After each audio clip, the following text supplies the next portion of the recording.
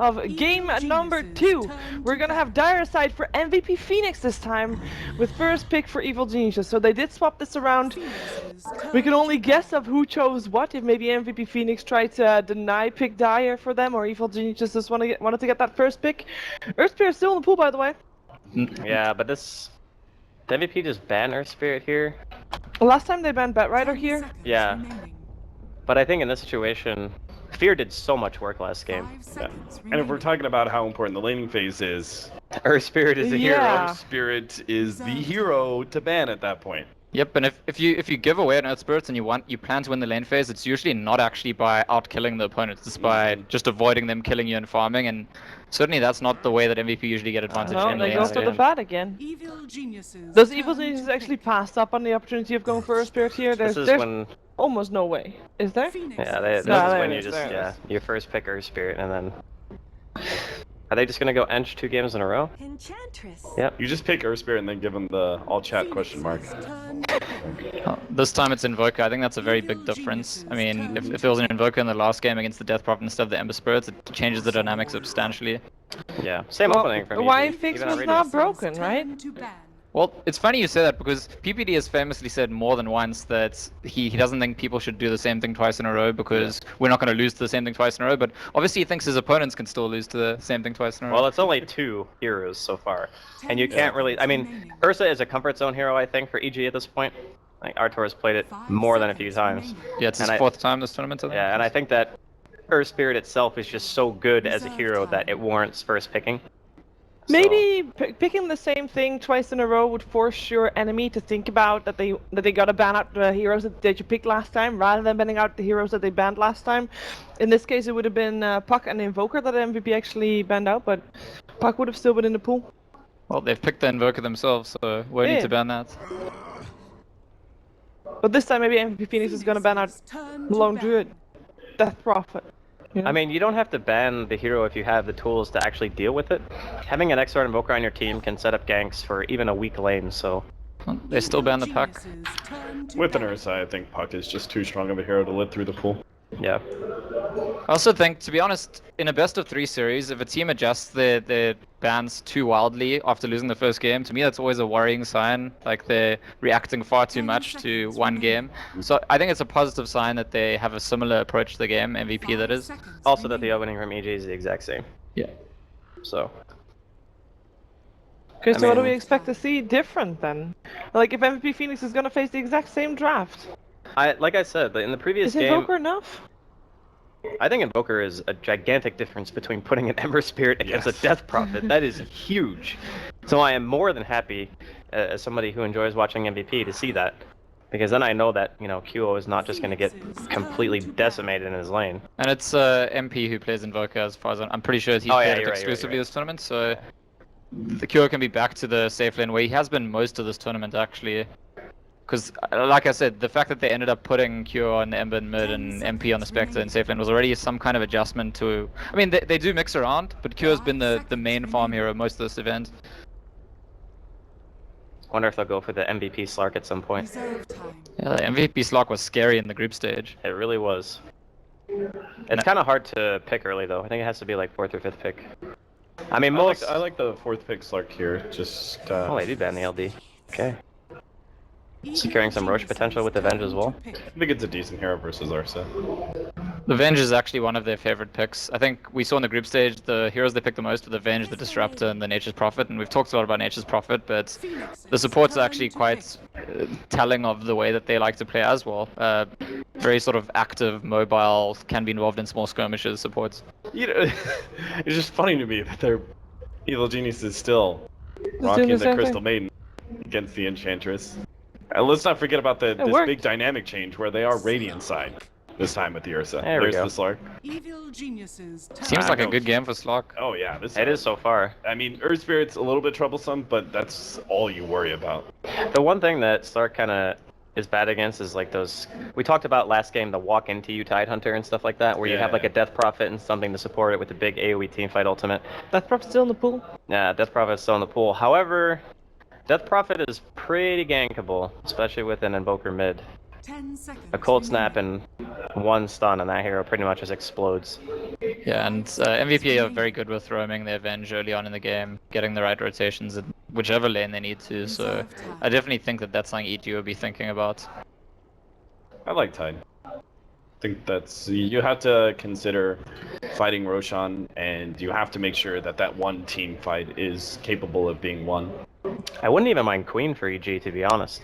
Like, the pace of this game and the ability to push for MVP is not that good, so I feel like the tempo actually fits Queen very well, and if you land like a nice Earth Spirit stun into Sonic Wave, it can be absolutely devastating. Plus, it's nice against Slark, because as a core, you can actually hit him even in Shadow Dance, where a lot of other heroes can't do that, but... Oh god! Hello. We're about to get... Brood bombed! We're gonna get brooded, boys. So what if teams... Scratching his head. Perfect time for that, really. What if teams this tournament? I feel like the main response to Brood has been Sven, actually. That's what most teams have been doing. Do you think that's a possibility here? Can you go with Sven, Slark, dual cores? Sven, Slark, Invoker? I don't know about that. Yeah, it's... I think you panic and like pick Tide or something and hope for the best. You pick Tide. You go like... Or, wait, MVP play Axe too, right? Actually, funny you bring that up, they had the Axe was key in the win that they got over EG a year ago. I mean, it is a year ago, but... I think, we haven't seen Axe at all, right? Correct. And this was actually a different... It was when they still had KP, he was the one who played it, so... I don't know if this MVP plays Axe. Well, it could be like support Eng, pick like Tide or pick Axe, something that's like decent against Brood. Yeah, I'm pretty sure EG banned Tide though, because I think that's the best one left. Because the other Broodmother heroes are not particularly favorable. I mean, Axe is actually fine here. It's just Axe is still. And then I assume EG just. Oh, they're gonna ban the DP. Okay. And then what else you get? You can get Legion Commander. I mean, you could actually go Legion. Technically, you can. Just watch out for the Ursa. Yeah. I guess it's not the that Blade bad, Mills. actually. I mean, if you get Blade Mill, it's actually not that bad against Ursa. And let us do duel him when he enrages, and then you just die, and then you're sad. Yeah, that's very, very bad, obviously. 5 seconds remaining. Yeah, Tide ban. Okay. Alright, I'm down for Legion. You can. I just like the hero, but every time I see it, or it Spirit. loses. And then I get depressed. Yeah. Because that hero's legit. There's been some strange things going on with the Legions that have come up in this tournament. Yeah. What about Earthshaker? You need a tempo hero, I think. And while Earthshaker doesn't immediately establish that, it's... He needs a lot, though, with a lineup that already has 2 heroes that soak a ton of farm. I feel like that's too greedy. You know what I think they're going to do? I actually think a lot of teams, historically at least, instead of having a hero that just lanes against Brood, their plan is to just give it a lot of attention and kill it lots of times. And I think Slark is one of the better cores for that. So if you do well with Sentries and Dust, you can just sit on the Brood, and anytime you hit the Ponce, usually that's a kill. So they don't necessarily have to pick a dedicated, this is the hero that goes against Brood all game hero.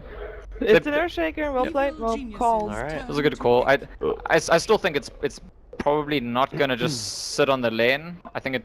Do you think that they're gonna lane the? No. It's not gonna be matched up against a Broodmother. I think they just needed a strong like initiating offlaner because you do have Invoker and Slark. Like as Draskell mentioned, like the problem is Earthshaker. Like you may be getting a little bit greedy about your choice essentially. Because you do need that. If they get the time, though, it's really good. Yeah, once you get that Blink Dagger, once you get over that hump, it's going to be a great offlaner for them. But Draskell is right about the problems that it poses. But so you agree with me that their plan for the Brood is just to kill it, right? Yeah. Because they don't. So they put Venge, Slark with Dust and Sentries. Yeah. Which, when a team succeeds like that and they kill 3 or 4 times in the Brood, that can be game winning. Actually, Yeah. I don't expect Universe's Brood to do that badly. He's a player. Yeah. We'll say that much. And the other part of it too is you have those like early all-ins where you try to go for the Brood kill and you don't get it.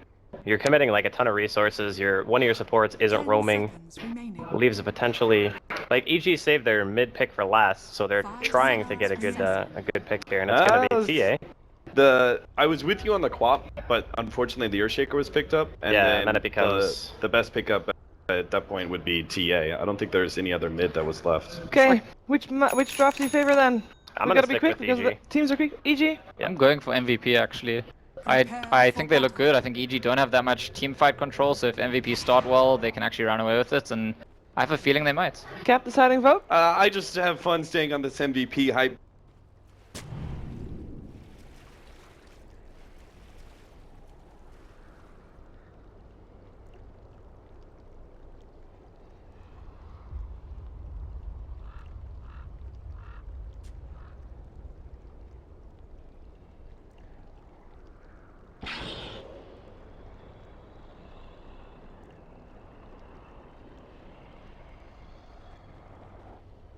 they do come out on top. So I'll ask you, the panel seem not the most confident, but it's slightly favor MVP. Do you favor MVP here, or is this going to be a 2-0?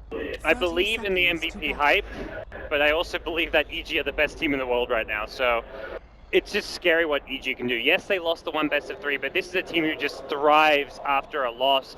They've won all their games today convincingly. They put Complexity away in 2-0 convincing fashion. Game 1 was a one-sided affair, and it's hard to see this series going any way except EG's. In this game, I feel, again, Universe Brood, it's gonna be the linchpin for EG, but I believe in Universe. If you're gonna make a player on EG the linchpin, is there anyone more stable and solid than Universe?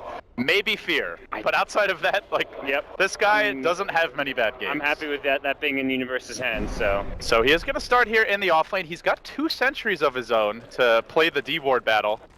They've actually allocated 0 sentries for elsewhere on the map. Meanwhile, there are 3 on the Venge, but no dust. I'd say more often we see a pair of sentries and a set of dust. Yeah, that means you've got to be able to see the Brood and then make sure you can kind of chain send him and bring him down during the stun plus pounce.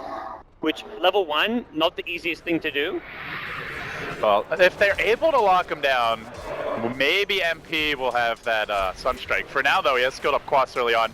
An old school matchup here, the TA versus the Invoker. Thoughts on the matchup? It used to be very TA favored for a while. Is that still the case with the new and improved Invoker? Yeah, for Quaswex Invoker, TA should have the last hit advantage. Speaking of which, it's not a 1v1 LD. MP, it's never a fair fight. Oh, he's got the cold snap, but not even going to get it off. Fear bludgeons him down with that big old staff. And already our Spirit, well, in fact, even quicker than game 1, off to the races. Yeah, and even Universe getting safe experience in the offlane. He's already de-warded 1 sentry and has his still standing to protect the lane, so all the lanes looking pretty strong and solid. The beauty of the Earth Spirit Broodmother duo this game is you can't just protect your Invoker because you have to deal with the Brood. So one support's got to be top, the other support is a jungler and Enchantress. Thus, Sumail's always going to have the +1 threat. And if Fear's not scouted, he's going to be able to continue to find those kills. And even Universe has the +1 threat as well. A hero like Earth Spirit is really happy to play with a Brood because Brood, you build up a couple Spiderlings, there's these supports who want to try and go in the Brood and zone him out. Suddenly, a rolling boulder in, Jubu gets hit, Universe has Spiderlings, and you've killed off the Vengeful Spirit. So it's a very hard lane for MVP to play because of that. As you mentioned it, Fear has made his way up towards top. Perhaps looking for a go, simultaneously 4Ev with an Invis rune creeping on mid. That might be a potential kill, and even a Tornado joining the fray here as the Enchantress hero itself, Febby, actually wandered towards top, but didn't find Universe. He's going to hang back. Fear, though, looking to move forward. He waltzes into the lane. The Spiderlings, the forward post, but it will be scouted out and doesn't end up going for it. At least not yet. He's sticking around, though. Febby's coming in from behind here with a couple of creeps, though, so not the safest place for Fear to be, although he will scout this out, which is important since he won't die to the solo Enchantress. And both teams kind of getting knowledge of where the 2 roamers are. This Fear versus Febby matchup, the 2 kind of roaming supports for the two teams is going to be very crucial to dictate how the lanes go. Well, the good news for MVP is QO is having a good start in the safe lane. He is your leader in terms of net worth, leader in terms of CS, maybe a couple of them Spiderlings, but still overall topping the chart. So QO is having a much better game. And MP, despite the death, he's still 9-5, getting his levels here mid, and actually doing pretty well against Sumail, all things considered. Yeah, Sumail did not get the last hit on the first blood, which would have made this lane perhaps a bit easier for him. And we have seen Enchantress offer assistance. And this is, again, it's not just a straight up 1v1 between Invoker and TA. You've got the Earth Spirit roaming around, and you've got the Enchantress creeps coming to take part in this lane as well, which has kind of helped MP out after that slow start. Some much needed assistance. Fear again. The man to keep an eye on has made his way in towards mid, just looking for an opportunity to go. Tornado EMP crashing through onto Sumail. He's going to pop all his mana. Maybe the Satyr can get the kill here. Kicks to try and stun it. He's slightly off the mark. We'll have to pop the Fairy Fire, but it will be enough to keep Sumail alive. The neutral creep expires, and, well, although they don't quite get the kill, they force Sumail back to the base, so well played by MP. Yeah, this will be taken over by Fear. But still, TA not having that explosive start. I mean, that's just some good mechanical play. MP using the Tornado EMP when Refraction was like 3 seconds away from coming back up, and that burns his mana, so then he can't use the Refraction when it comes back up, so becoming a fairly difficult lane for Sumail, and MP is going to have a fairly decent timing on his phase boots, which is where the lane suddenly gets a lot more manageable for you. Not to mention, you've got a nice tool to try and get away from those Earth Spirit ganks. Yeah, no real support for Arteezy bottom, so very unlikely he gets a 4F kill unless he's way out of position. Always has that fissure to disengage, and when not, will likely sit far back. But mid lane, there's a smoke. A move forward onto MP. He's gonna just barely gets caught by the rolling boulder, and then they move forward. The Tornado EMP is gonna connect on 3, but they hold him in position with the Crystal Maiden, finding the counter kill there. In the end, not able to do anything to stop the aggression. Febby tried with a Hadouken, but it wasn't enough. But top lane, Universe also flexing his muscles. And it's going to start peeling apart the MVP onion. 3-0 now the score. And this is where the lanes can just snowball out of control. All it takes is that one kill, and suddenly you're like, oh, Invoker's in trouble. Let's kind of rotate and try and help him out. And then suddenly you've got this Venge who finds herself exposed in the top lane, and you've got to be very careful about what your next moves are if you're MVP. I think the Enchantress needs to find a successful rotation at this stage of the game. You can't just be poking and harassing and helping the last hitting in lane. You need to find an actual kill on someone like the Brood. I mean, the Brood to me is like the kill that they need to get sometime soon. Well, EG perhaps expecting that exact move. Are bringing 2 top. QO's here, not yet level 6. A good time to go for the Slark before he has access to the Shadow Dance, as they don't have a silence or any sort of instant initiation. Like a Hex to secure a kill, and well, you wanted to move from the Enchantress gods, you're gonna get it. Febby and Dubu tag teaming here. They drop down an Observer Ward up on the high ground. They're gonna creep forward. It could be the perfect time to strike. There's nobody to protect this mid lane, but you can already see that Templar Assassin back in the jungle. Sumail playing it safe, and they are continuing to close the gap here top. Just nuking down the Slark, but the smoke is going to wear off. EG not scouted yet, but also pretty far back. The roll forward will connect on QO, but he gets the leap off. They kick, and they still manage to get the stun. That puts TPD in range. But while that was happening, they got the kill mid on the TA, so it's a 1-for-1 here. Core for core. Not too shabby if you're MVP. Yeah. But it might lose them the tier 1 top. It's the play they need to be making with the Enchantress, but EG just fighting the kind of ganking aggression of MVP with some of their own. I mean, it's not even like they're using it to combat. That's their early game strategy. Use Earth Spirit, find kills around the map, and there's just so many lanes where you can get kills with the Earth Spirit. Oh, from the high ground, the old man comes. The MP getting dropped. It's on 2. MP very low, nearly dead, and Nova coming through, and that secures the kill. TPD active on the Crystal Maiden. Just perfect movements from EG, putting them up 5-1, which means about 2,000 gold, 2,000 experience. Feels like the same story in a lot of ways from game number 1. And this is without the tower going down top, but it's going to be dropping soon. Universe has a large swarm of Spiderlings, and now they can't really help that Slark to deal with the Brood. They're too busy dealing with the mid bleeding. And they're going to move 4Ev in, but there's a Radiant Sentry Ward here. If he creeps forward too much, he might get scouted out. Dubu and Febby hiding in the trees. And just such good sustain in all these lanes because of the CM aura. A quick poke. He'll get the D ward. He gets out safely. Tier 1 does drop. And the last hit going to the Radiant. Having the CM aura, like Ursa often has mana problems early on. He wants to use his just spells to zone out enemy offlaners. Similar story with a Brood in offlane. Ursa as a roaming hero, his spells cost a lot of mana and doesn't actually have much to support them, particularly the Boulder Smash. So 3 points already in the aura, and EG are just using that to kind of snowball in terms of aggression right now. Now Sumail now hitting level 6 in the mid lane. MVP, it's choose your poison, really. They've given Arteezy basically free reign in the bottom lane. The Brood no longer being contested whatsoever, and that's allowed EG to really dominate this middle lane. Despite MVP's rotations, they've broken even there, and they are going to take over the Dire Woods now. You see Universe starting to extend his network of webs down towards the middle lane. Looks like he wants to get involved in the fight. Yeah, I think he wants to go for a tier 1 tower dive, and then you can transition and if you take this tier 1 mid tower this early on the game. Oh, they're rolling. This time it's a miss, but the kick's ahead. He's going to pull back the boulder, locking down MP and finishing him off. Wow. What a rotation. Converted to the swarm. Like, doesn't even have enough webs, but he still just comes in for a nuke, and you just set your team up for success here. Being able to punish the early game of the Invoker, and also pressure this mid tier 1 tower gives EG such an edge here. Yeah, it's kind of the new way to play the Broodmother that we saw Vega pioneer going back to ESO1, where she comes to fight. She doesn't just split push. She takes over the enemy jungle, joins the mid or even Roshan engagements, depending on what side of the map you're on. And meanwhile, bottom lane, Arteezy trying to fight it out here.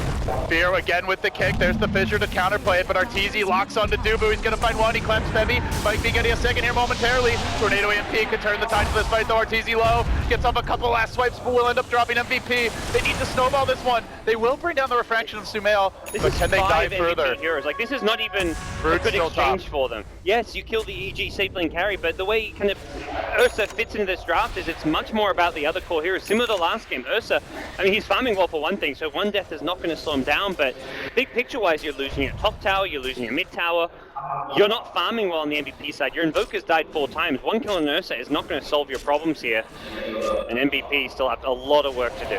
Maybe QO can solve their problems. He's certainly done it before. He is the leader in CS. He's picked up a Midas. If you ignore the tower gold, he would be the highest net worth in the game. And EG smoking for Roche, it looks like. They will run into some MVP heroes, however. Smoking for Roche, or maybe just looking for a fight. We'll find out soon. Arteezy will creep down towards the river. They have a trap and it gets eyes on Febby. PPD inching forward. Fear's also there. They've got the long range initiation and even walks into the pit. He goes for a bit of a scout, and it's a scout that will result in his untimely demise. And with that, EG gonna finish off the Dark Troll Summoner as well. Fissure. And then we'll see if they want to jump into the pit. It looks like they don't want to yet. Up against the Quaswex Invoker. It can be tricky, but mid lane Universe, he's looking for a Courier Snipe or maybe an MP kill. What's it gonna be? Oh, he's close. One more poke. No, a perfect tornado from MP will save the Courier in the day. But QO joins this fight. He gets a pounce off on Universe. They need follow-up damage. They need detection. They have a dust on Febby. Not gonna pop it. Well, at least they don't hemorrhage more gold. Gosh, I mean, Universe is just creating tons of space. It's not even just Universe, it's everyone. It's Fear roaming around on the Earth Spirit. So far involved in 7 of the 8 kills. Universe just taking the top tier 1 tower, coming mid after that. Oh, I feel so bad for QO right about now. He's gonna get a bruising from the old man. Right on top of him, gets off the socks, but the Dark Pack does come through. He does manage to pop the ultimate, leaps away into the trees, but a roll forward finds him out. Can he survive this? Another web gets deployed. He heads to the south. QO, time to pull out your fancy footwork. The old man still wanting to chase, but QO barely trickles away. The creeps are scouting him out. He needs that regen to take it now. And one solitary range creep will isolate him and prevent him from healing up, but he does manage to worm his way through the trees, down into the river. Still keeps it going well elsewhere. Sumail fairly close, but farming Ancients. Maybe too low. They're going to try to cut him off. Universe says no. The journey around the world ends in death, and now Febby, who wanted to save him, could be next. It's going to be slow going here through a level 2 untouchable, pops the dust, just looking for that little bit of move speed slow. Well, they'll limit the bleeding. Like seeing QO juke the hell out of them, and then he could have just TP'd right by the T1 tower, but he's like, nah, no way they let me like TP in plain vision. It was daytime, the T1 tower even sees him. And oh, that was like the one hero who's having a good game on the side of MVP, at least as far as his farm goes. Had a good time on his Midas. Oh, Febby, he's been found out again. Universe, maybe not going to kill him, but is not letting this Enchantress have her way in the jungle. And an Ench with Arcane Boots, really odd pickup, and a pickup you don't want to go, but I'm just not entirely sure what Febby's thinking with this. It does give you just your lineup as a whole a lot more sustain, but not going to really help you too much as far as fighting and into EG or even going for ganks and pickoffs here. It just kind of boosts up your mana pool for once you do hit level 6. Well, and then you look at where's the damage going to come from, and it's really just going to be the Slark. It's a Quaswex Invoker. MP's not going for the Exort build, so he doesn't bring too much damage to the table, so it does feel like pretty much all your eggs in the QO basket, which means he really can't be dying. Absolutely.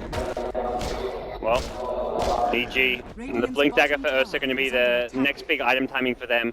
Haven't gone for Roche yet. I imagine Arteezy probably wants to max a Fury Swipe by level 10 just so he can have that faster Roche taking potential, since you may only get a small window where you can get in the pit while MVP are dealing with a Brood or something, and you got to imagine that Roche is happening soon. It's taking a bit longer because EG are on Radiant, but all it's going to take is for 2 or 3 heroes to go top to fight the Brood, and then suddenly Arteezy's like, okay, now I'll take Roche, and there's just no rush to take Roche is all for EG. Well, they do have a trap here in the woods. They've seen a couple of MVP heroes moving forward. Arteezy gonna get scouted out, but they pounce onto Sumail. Oh, he actually looks like he latched there, but Sumail just able to blink away. He took 5 ticks from the Dark Pack because he's still got 1 of his 6 refractions left. It looked like he wouldn't be able to escape, but just barely blinking away in time. That would have been huge. Blink. And given the position of EG, I think they get that kill too. Radiant structures are But luck is not on MVP's side here, as EG continue to clinically spread the map. Man, Universe is big. Vlad's treads, level 11. Roll forward, bottom lane, go for the kick, will get caught by a tornado, but PPD's there with the deny, EMP coming through, and then Sumail with an aggressive blink, working on MP. 4F does have an Echo Slam, doesn't want to use it yet, wants to break through this refraction first. This leaves Dubu in a bad position, slowed down by the Crystal Maiden. Shredded by Arteezy, another kill for EG, and now they see their opening. They want to Roche. Ursa TA, this is about as fast as it gets at this stage of the game. It's already a level 3 meld. Roche won't last long, but 4F is going to cut them apart, separating the two cores as QO thinks about a bold move. Can he leap in? Can he turn the tides of this game? It feels like they have to contest this Roche. A tornado spins through. Arteezy continuing to stack up the Fury swipes. It's a very difficult engage. Another fissure, but that allows Sumail to blink onto 4F. Even the golem's being turned against him, and now Universe arrives. Where did he come from? From top to bottom, he runs, and 4F will TP away. Just make it out in the end, but still the Aegis going to Arteezy. EG hunting back Dubu with an army of spiderlings. Well, a clean Roshan take, though it looked like it could get messy for a moment there. after a day of close 2-1 neck-and-neck series yesterday, we may be in for our fourth treasure in a row here. He's been caught in the mid lane, and speaking about quick. Meanwhile, QO, speaking of getting caught out, he's out of mana here. The man that can't afford to die is the man that will. EG 12-2.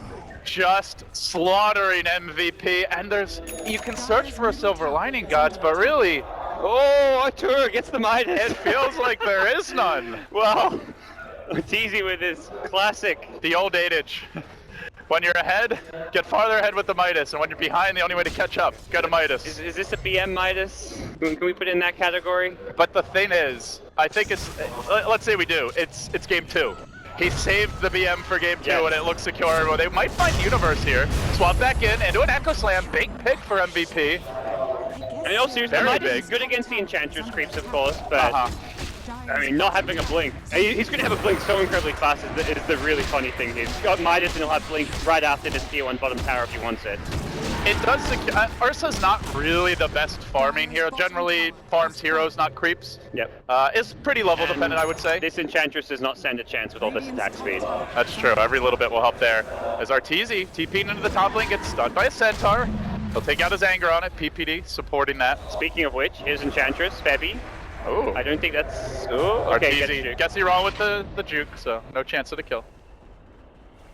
But MVP, even with that one Universe kill, it still maintains a big lead for the Geniuses side. Yep. Over 10,000 gold, 8,000 experience, map control advantage, Aegis their way. MVP have a Mount Everest to climb. I think the biggest reason why I just don't think Midas is a good item on Ursa is because you're so item slot limited. You often are carrying Aegis, you have to get a blink. Mask of Madness is a very, it's a very efficient item you want to have, but it fills up a slot quickly. So you get maxed out as Ursa very quickly with these small items, so... And then generally you either get a Basher or maybe a Hex. You're gonna have one damage item. We often see the Aghanim Scepter. At that point, you're pretty much done. Which is why, I mean, I don't think it's totally bad mannering, but I don't think this is like a very serious item pickup necessarily for Arteezy. Could be totally it's some wrong. late game insurance. Yes. If things go south, I suppose he'll be a bigger factor I don't later see on. him going that way right now, but... Well, they are going south, technically speaking here. MVP plunging into the Radiant Woods. But not the south that we're thinking. Well, EG heading the exact opposite direction, straight down the mid lane. They'd actually love to take a fight right now. Man, how good would it be for MVP if there's no tier 1 mid? Then they could actually execute a backstab, but it would be scouted out. It sounds good, but I don't know if they could actually punch to this Ursa. They could backstab, but EG will just rip the knife out of their hands and punch it back the other way. So they'll trade tier 2 towers, but EG can force high ground. Desolated TA means the EG push with the Vlads as well on Brood is going to be just that much faster, and there's no real way for MVP to pose a threat to the high ground racks. EG can get racks before MVP take. Maybe they get a tier 3 tower at most, and I think MVP recognizing that will TP back to defend. Arteezy, Fissure coming through, slowing him down. It's up to MP to hold the line. The Tornado, not offering much. EMP, not too great either. And now Arteezy blinks onto Bevy, tries to go to work on him, has the ult. The kick comes through. Fear drills him, and that means a likely tower dropping as well. Silencing MP. They are going to jump in with QO. He engages. He's desperate to hold the line here, but they magnetized him. Then 4F gonna reveal his Blink Dagger. Just managed to pick it up. They're going to swap away to safety, so they've killed off the Earth Spirit. That's the Aegis cracked. Sumail, though, has a double damage rune. Tread carefully if you're MVP. 4F's thinking about a fissure. EG just gonna back off, not wanting to potentially engage into a losing fight. Slark, if he can manage to find a way to somehow clean up. Quaswex Invoker also, once you get your Tornado EMP back up, you're always looking good as well, so maybe a little bit careful. Important to mention, Febby did have to buy back there, so not in. It's relatively early, but still, they have to expend an extra life to hold that.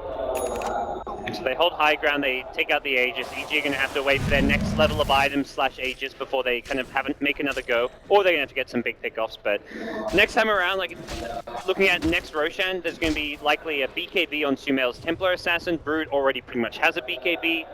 Ursa's got 2.5k gold, so Arteezy's next item pickup will be well online, so... Speaking of Arteezy, MP, oh, he has a fish with the Tornado.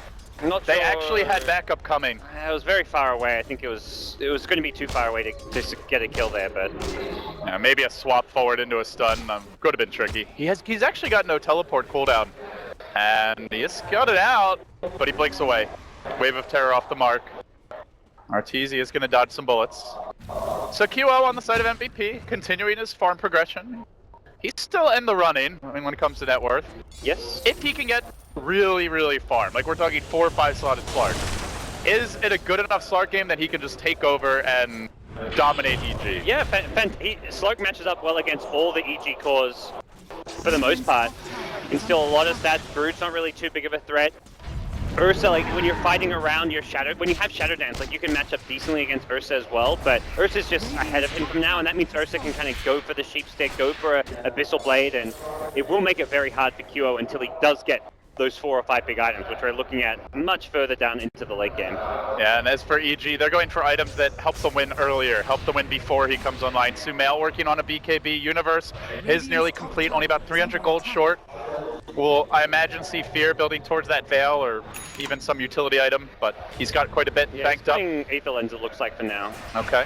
Yeah, it does just now purchase 3 of health, and another Midas for MVP.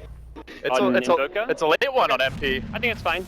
I think the MVP Midas pickups make a lot of sense here. You're just so far behind, the late game is where and how you're going to win this game, so as an Invoker, you're like, well, what item can I get that's going to help us out that's not a Midas? Like a 4-star maybe saves a life here or there, but you're going to not transition well at all. If you go 4-star, your late game is non-existent as an Invoker. So seeing this double Midas, and especially the late Invoker Midas, does that change your game plan at EG? Do you feel more urgency to end it, or are you still pretty comfortable? Nope, you're still just, it doesn't affect your strategy. You're still going to try and end it with the next Aegis, I want to say, or at least push high ground with the next Aegis. Get a lane of Brax, yeah. I don't think you feel like you're in a rush because of this. You still have map control, you're still getting more farm out of the map overall. You've got Midases as well. Arteezy went Midas, so you're matching up Midas for Midas right now.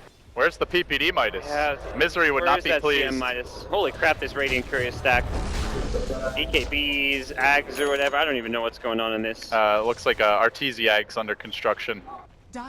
So the Ursa Ags. Very good. It pretty much counters all of MVP's lockdown. You try and stun him as an Earthshake and he's just going to get... I mean, you've got 3 stuns at least to work around, but...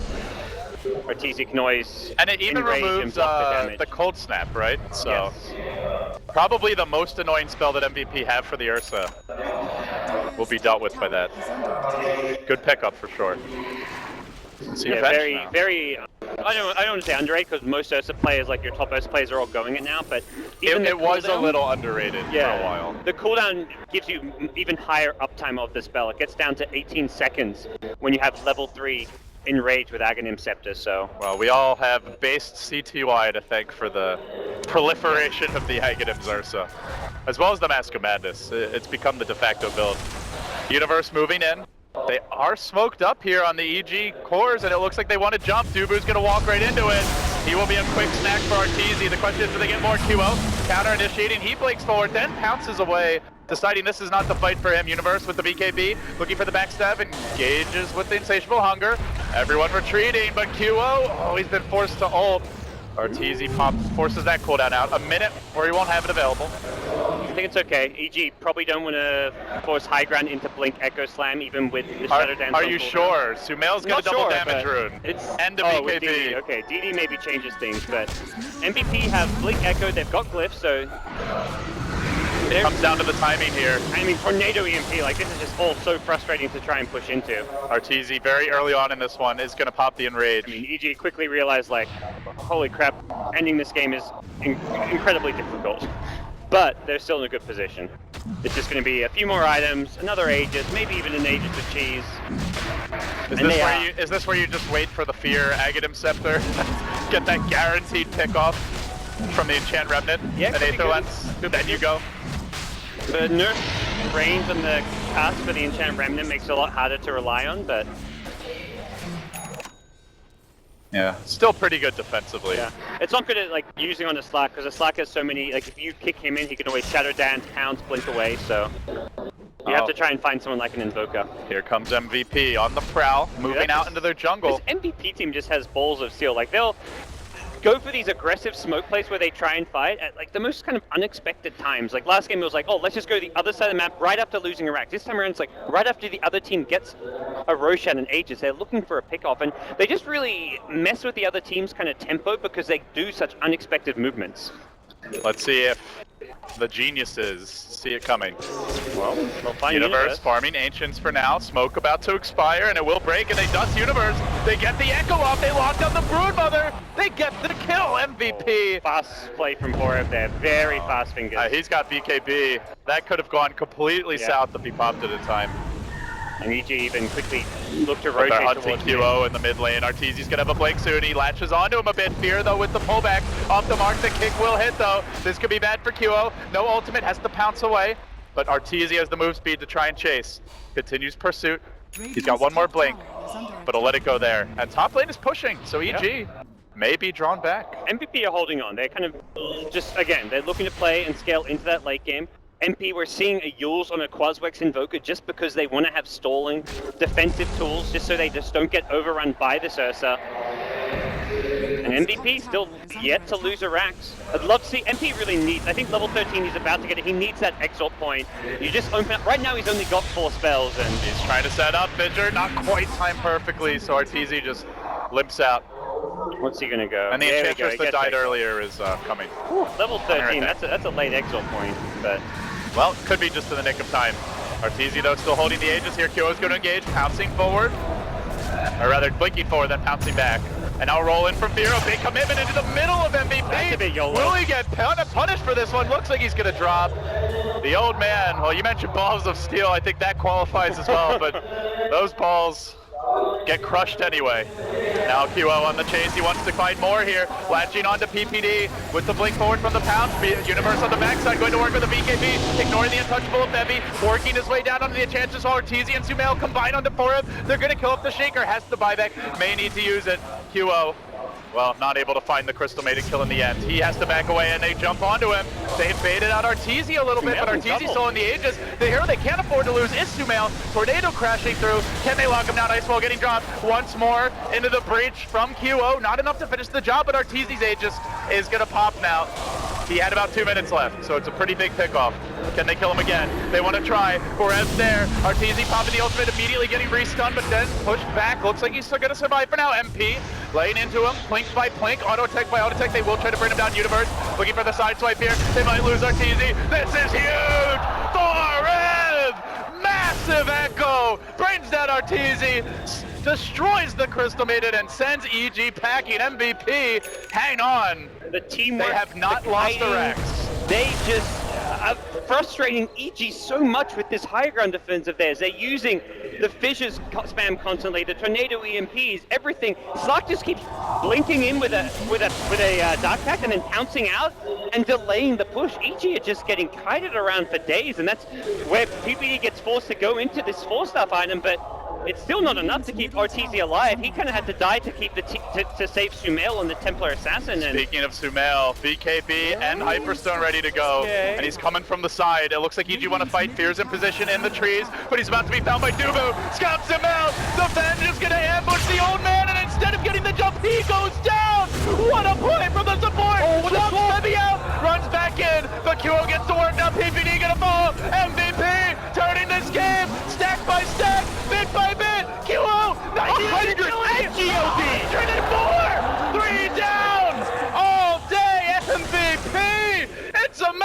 Oh! Well, this is why you give QO a lane where he can They're not farm. done yet. They see RTZ. Oh, very close to canceling that blink. RTZ almost losing his life there as well. And he had no buyback. Look at this Slark. 87 stolen agility. And hammering at tier 2s. Do MVP push it further? Oh, they want kills. I think he's actually going to go for the They're kill going to here. make the move onto RTZ. Fisher coming through. He pops the ult, but the damage is pretty damn enormous. Alacrity. QO through him. QO fairly low, though. He's carrying the jump. He can't afford to go down now. He needs to back himself away. RTZ 20 HP! Oh, QO does make it out. Oh, I think Enchantress's last right click wasn't an impetus. It was just a normal right click there, unfortunately. Maybe didn't have the mana. It was close, it looks like. Very neck and neck stuff, and now you can see kind of the justification for Febby getting the arcane boots. He transitions into the Guardian Greaves for the team. EG still leading when it comes to numbers, but it feels like their MVP. control over this game is just gone. They are just showing incredible tenacity here. They refuse to say die. They refuse to be beaten. And they're ready to keep on fighting. They're just poised on the high ground here. They want EG to push out of their base. They're like, come on, EG, let's go for another round. RTZ might cooperate. He's just sprinting at them. Dubu waiting on the high ground. There's the fissure to start. And then 4F says, let's not do that. But Dubu, oh, maybe the sacrifice. The clap kills him. A bit overeager. They will forfeit the venge. Just a venge kill, guys. Just a venge kill. But this is all part of the plan. They want to lull EG into that false sense of security. QO and then they'll strike. QO has 5k gold with the Skadi. He's up there as found as the TA, and it's going to be the much harder to deal with late game carry. Picks up an Eagle Song. Ursa, a hero who just does not deal well with evasion. You don't have... Talked about how his item slot limited. At this stage, he needs an MKB. He maybe wants to get like a Diffusal to deal with Ghost Scepters. There's a Ghost Scepter on Venge. And the same for Sumail, who's going into what looks to be an Assault Cuirass now. I mean, he can slightly better as far as he can replace the bottle with an MKB, and when he seizes, I think he almost has to stop building AC and just go right into the MKB. But very useful item for QO to have, not to mention just the extra damage and right clicks he gets. The thing with the Ursa is, when you're enraged, you're super tanky, you don't die, but if Slark's hitting you during that, he's getting that 100 plus agi stolen. Even though he's not getting kills right away, once that enrage ends, then he finished off the Ursa, he finds a new target, and he's just snowballing through these fights. And let's remember, if we look at the overall drafts here, EG have some heroes that don't contribute as much later on. You've got a Broodmother who hasn't itemized for hard carry Brood. This is very much like end the game early, mid-game style Broodmother items. You've got Crystal Maiden, who generally just becomes food later on, has the Force Staff, PPD can maybe save an ally. All of MVP's cores and even their supports remain relevant into the late game, but we're not quite there yet, and EG are on the move. Up to the top lane they go, kick forward, and QO actually pounces into this one. He could be in danger, he's going to need help. Magnetize coming through, they are going to swap away to safety, but RTZ locks on, he just barely gets up the Shadow Dance, sprints backwards, the old man locks into 4M though. There's the Echo, 1-2, QO wants to come back in. He's down the Earth Sphere from the rear, pokes him down with that dagger. Now Universe BKB and wants to retreat. It's 3 down for MVP. The man that can't afford to die is Mr. QO. He carries a gem, he carries a hell of a lot of gold, the hopes and dreams of his team, but die he will. It all started with one big kick and an unfortunate time to bounce forward. Pouncing into the enemy team while stunned. Didn't get off the Darkback. Oh, that's so heartbreaking for QO. He has buyback, but the rest of the team doesn't, and the waves are pushing. That fight could not have started worse for MVP, unfortunately, and he buys back. It seems that's enough to deter EG. Oh boy. Very, very costly. That was basically a butterfly. He had a butterfly, if not for the buyback. Well, MVP gonna have to look to just settle themselves down here a bit. So, next Roshan is up. Can MVP possibly sneak this? They haven't got a good Roche lineup. Not with a Quaswex Invoker. They have maxed out the Wave of Terror on Venge, but Roche has kind of gotten to a point where it's not the easiest thing to bring down, and EG have TA, so they always have vision into the pit. They see QO in here now, and this is not a play I feel is a very safe play for QO to make. But hey, they're going to go for it. They feel like they have to go for something big. EG are going to make a move to counter this, I can only imagine. Here they come. Even if they don't fully see it, they know, and in fact, they have vision here into the pit, so they know exactly what's happening. Fear's gonna roll in to start it. QO, it's gonna be a dieback, it is! is dead for 100, and with that, MVP are gonna get routed. Bebby's next. Well, EG have salvaged this one, and they say, screw the Roche, we're gonna take the Rex. you live by QO, you die by QO. It's started- always been the way with this guy. He puts his team on his back sometimes, has these these jaw-dropping performances, but then he makes a mistake like that 2 in a row, and MVP may be done for on the back of that. A lot of pressure on the young player's shoulders, and speaking of a young player, Sumail, he's a veteran at this point, confidently struts forward. They're gonna kill off 4 and straight onto the throne. EG has a date now with Liquid, and Secret is sitting back and waiting to see who they're gonna play tomorrow. The boys in blue, they just never fail to disappoint on the big stage. Yeah, a heartbreaking way for MVP to end, and for us, the fans, the viewers, it felt like MVP were going to claw their way back in and make a match of this, but then unfortunate mistakes. It wasn't even, like, in some ways EG played a hell of a game, but QO just kind of giving them a couple of gifts, and it's EG victorious here, going through to the top 3 of the Shanghai Major. They've still got a lot of work yet to do. Even should they beat Liquid, it's going to be a long day for them. But for now, all we can do is take our hats off to EG, as well as MVP, who had an incredible run here. Not just them, but also Fnatic from the Southeast Asian region, going deep in this tournament and showing that there's life. It's revitalized. Yeah. SEA, even in defeat, is back. And unlike some of the other teams, like you see Secret after their win, just ecstatic in the grand finals. EG, calm, composed, quiet. They know this is somewhere they've been before. They're expecting to be top 3. They're expecting to be in the grand finals. For this team, it's champion.